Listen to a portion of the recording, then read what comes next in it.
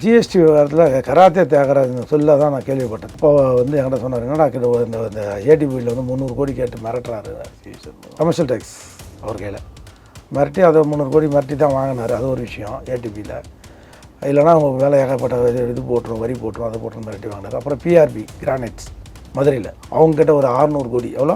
600 கோடி 2016 to 21 ஆச்சு. ஆமாம், அவங்க அண்ணா ராதாகிருஷ்ணங்கிறான் இதுக்குன்னே கலெக்ஷன் பண்ணுறதுக்குன்னே மரண படுக்கைக்கு எடுத்து போவான் ஒருத்தனை. சும்மா எடுத்து போக மாட்டான். இந்த பக்கம் வந்தால் நீ தற்கொலை பண்ணிடணும், இந்த பக்கம் போனால் நாங்களே வெட்டுவோம். நடுப்புற இருந்தால் அப்போ அவன் கேட்குற தொகையை குத்து தானே ஆகணும். அது முடியாது மிரட்டுவான். எல்லாமே தெரிஞ்சிச்சு. ஓபிஎஸ் போய் சொல்லி கொடுத்துட்டார். 2 விஷயமும் ஓபிஎஸ்ஸில் போட்டு கொடுத்தாரு சிவி சண்முகம். அதனால தான் நீ ஓபிஎஸை பற்றி பார்க்குற சிவி சண்முகத்துக்கு மேலே கல் அடிச்சது, பாட்டில் அடிச்சது, செயற்குழு பொதுக்குழு கூட்டத்தில் எல்லாமே சிவி சண்முகம் தான் பண்ணார். ஏன் இவ்வளோ ஓபிஎஸை பற்றி பேசினார், தேமுதிக பிரேமலதா பெட்டியில்தான் பேசினார்.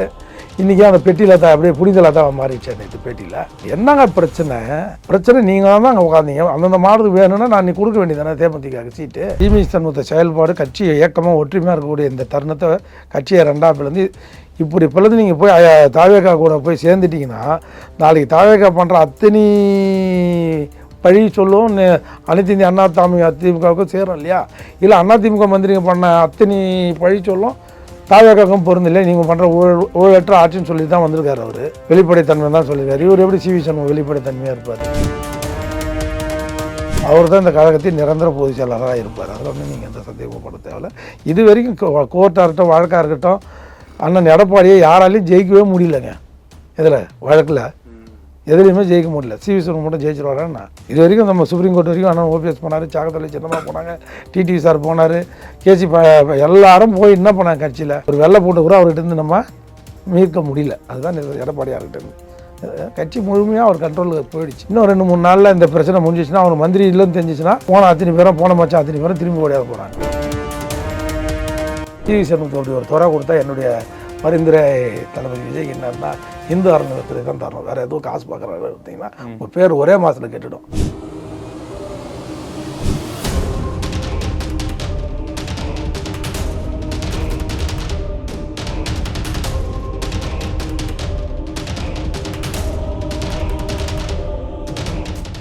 ரியல் ஒன் உறவுகளே, நடுநிலையோடு பொறுப்புடன் செய்திகளை வழங்கி பல லட்சக்கணக்கான மக்களின் நம்பிக்கையை பெற்ற நமது சேனலின் வளர்ச்சிக்கு உங்கள் ஆதரவு தேவை. இந்த ஊடக பயணம் தொடர்ந்து வலுப்பெற திரையில் தெரியும் QR கோட் ஸ்கேன் செய்தோ அல்லது டிஸ்கிரிப்ஷனில் உள்ள வங்கி விவரங்கள் மூலம் உங்களால் முடிந்த அளவு சப்போர்ட் செய்யுங்கள். உங்கள் ஒவ்வொரு ஆதரவும் நமது குரலை இன்னும் பல லட்சம் பேரிடம் கொண்டு செல்ல உதவும். ரியல் ஒன் நேயர்களுக்கு வணக்கம். இன்று நம்மளுடைய நேர்காணலுக்கு ஆவின் திரு வைத்தியநாதன் அவர்கள் நினைச்சிருக்காங்க. சார் வணக்கம்.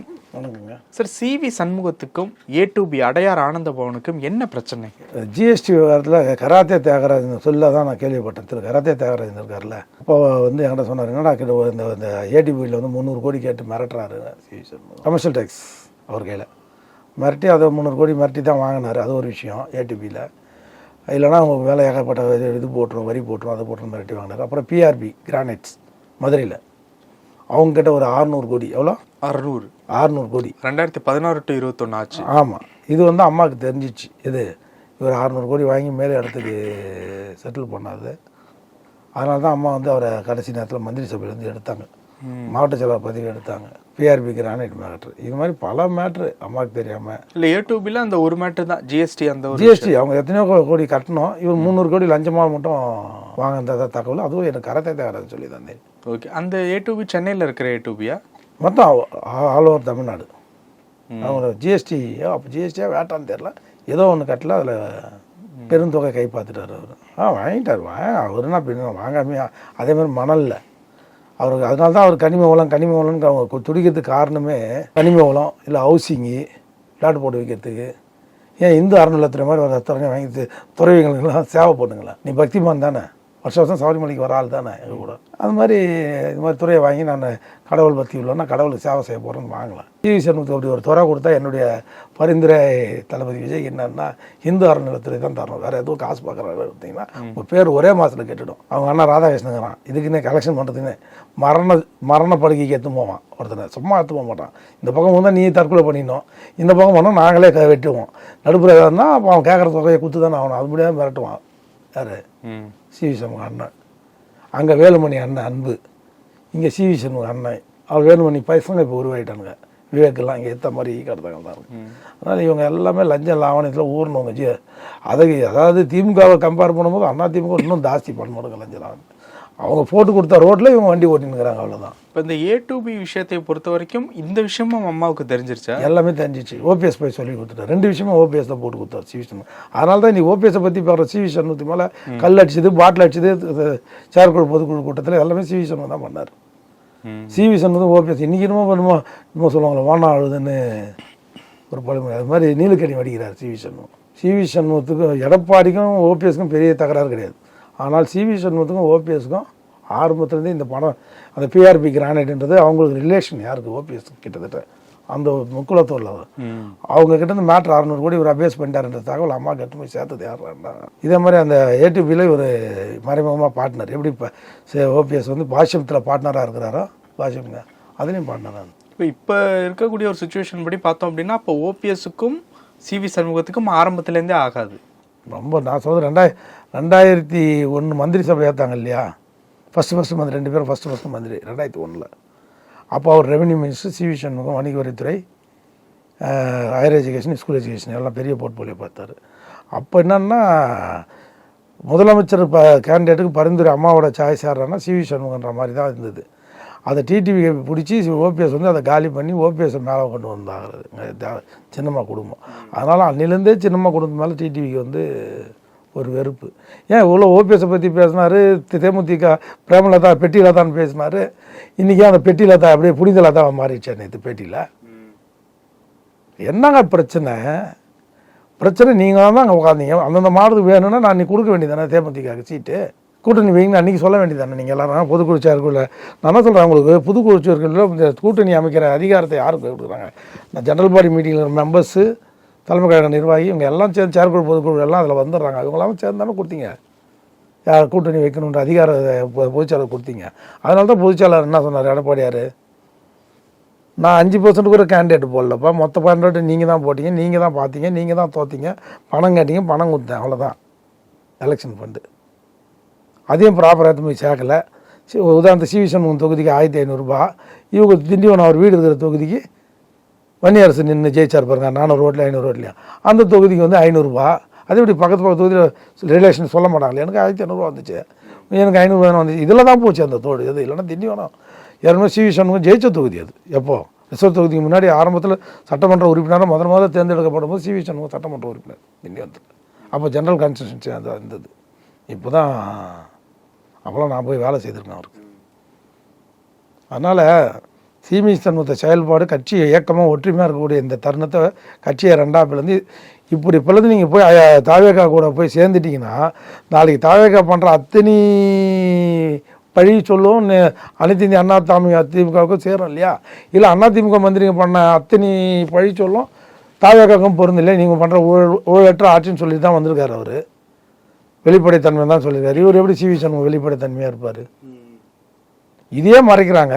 போய் எடப்பாடி முதலமைச்சர்னு சொல்லி இவங்க எல்லாரும் போய் சாந்தி காலனியில் போய் அண்ணா நகரில் போய் எல்லாம் லெட்டர் வாங்கிட்டு வந்தாங்க. யார் அன்புமணி நம்ம வேலுமணி அண்ணன் பையன், சிவி சண்முகம் அண்ணன், இவங்க எல்லாம் போய் தானே லெட்டர் வாங்கிட்டு வந்தாங்க. பாஷ்யம் கன்ஸ்ட்ரக்ஷன் ஓனரு உதயநிதி இவங்க எல்லாம் போய் தானே கையெழுத்து போட்டு தானே வாங்கிட்டு வந்தீங்க. வாங்கிட்டு வந்து எங்களுக்கு தெரியாது இவங்க ஐயோ திமுக கூட கூட்டணி வைக்கிறாங்கன்னா என்ன அர்த்தம்? அது நிறைவேறலை, அதனால் திரும்ப ஓடியாண்டிங்க பேக் டு த ஃபெயிலியர் மாதிரி. நீங்கள் திரும்ப வந்து தாவேகாக்கு ஆதரவுன்றீங்க. முன்னாடி ஆதரவு யாருக்கு? எடப்பாடி. அதில் எனக்கு துணை மந்திரி ஒன்று நீங்கள் கேட்டீங்க, எல்லாரும் கேட்டீங்க, எத்தனை பேர் கேட்டிங்கன்னு எனக்கு தெரியும். எடப்பாடியை பிளாக்மெயில் பண்ணிங்கன்னு எனக்கு தெரியும். அதில் வந்து இவர்களும் துணை மந்திரி கொடுக்கூடாதுன்னு திமுக வந்து ஆதரவு கடிதம் கொடுக்கும்போதே தெளிவாக பேசிட்டாங்க. நீங்கள் முதலமைச்சராக இருக்கலாம், ஆனால் நாங்கள் சொல்கிறவங்க தான் அமைச்சர் பட்டியலில் இருக்கணும். இதில் திமுக அப்போ தான் எங்கள் ஆதரவுனாங்க. எல்லாத்தையும் மண்டி அடிக்கணும் ஒத்துக்கினார் யார்? அண்ணன் எடப்பாடியார். அதனால் இந்த தருணத்தில் நம்ம அவரை குறை சொல்ல முடியாது. அவர் கட்சிக்கோட பொதுச் செயலாளர். நீங்கள் அடுத்து ஒரு பொதுக்குழு செயற்குழு கூட்டி அவரை நீக்கிற வரைக்கும் அவர் தான் இந்த கழகத்தின் நிரந்தர பொதுச் செயலாளராக இருப்பார். அதில் ஒன்றும் நீங்கள் எந்த சந்தேகமும் பட தேவையில்லை. இது வரைக்கும் கோர்ட்டாக இருக்கட்டும் வழக்காக இருக்கட்டும் அண்ணன் எடப்பாடியை யாராலையும் ஜெயிக்கவே முடியலைங்க. இதில் வழக்கில் எதுலேயுமே ஜெயிக்க முடியல. சிவி சண்முகம் மட்டும் ஜெயிச்சிருவாரேன்னா இது வரைக்கும் நம்ம சுப்ரீம் கோர்ட் வரைக்கும் அண்ணன் ஓபிஎஸ் போனார், சாகத்தலை சின்னமாக போனாங்க, டிடிவி சார் போனார், கேசி எல்லாரும் போய் என்ன பண்ணாங்க கட்சியில்?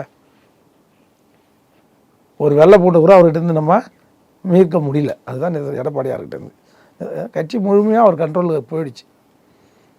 இன்னும் 2-3 நாளில் இந்த பிரச்சனை முடிஞ்சிச்சுன்னா, அவர் மந்திரி இல்லைன்னு தெரிஞ்சிச்சுன்னா, போன அத்தனை பேரும் போன மச்சான் அத்தனை பேரும் திரும்பி ஓடியார போகிறாங்க எடப்பாடி தலைமையத்துக்கு. அங்கே ஏதோ இலவு காத்து கிளி மாதிரி காத்துனுக்குறாங்க, எதோ கிடைக்கணும். அப்படியே இருந்தால் கூட 6 பேருக்கு தானே கிடைக்கும். மிச்சம் 19 பேர் இல்லை இருக்கா, அதில் பாதி பேர் ஓடி வந்துடுவாங்கல்ல. 6 பேரில் யார் இவங்களுக்குள்ளே அடிச்சுப்பாங்களா? 6 பேரில் யார் மந்திரி? இவங்க பழையபடி என்ன சொல்லுவாங்க, யாருமே இருந்தோம் நாங்களே தான் மந்திரியாக இருக்கணும்னுவாங்க. அங்கே இப்போ காலங்காலமாக புதுசாக இருக்கிற மாடு அவன் கேட்பான்ல. அப்போ திரும்ப அவங்களுக்குள்ள ஒரு பிள்ளை டிவைடிங் ரூலை அப்ளை ஆகும்ல. ஓகே, அதே பிறகு அத்தனை பேரும் திரும்ப மீண்டும் எடப்பாடியை நோக்கி வர்றதுக்கான வாய்ப்பு நிறைய இருக்குல்ல. இன்னும் இது சர்வசாதாரணமாக கிடையாது.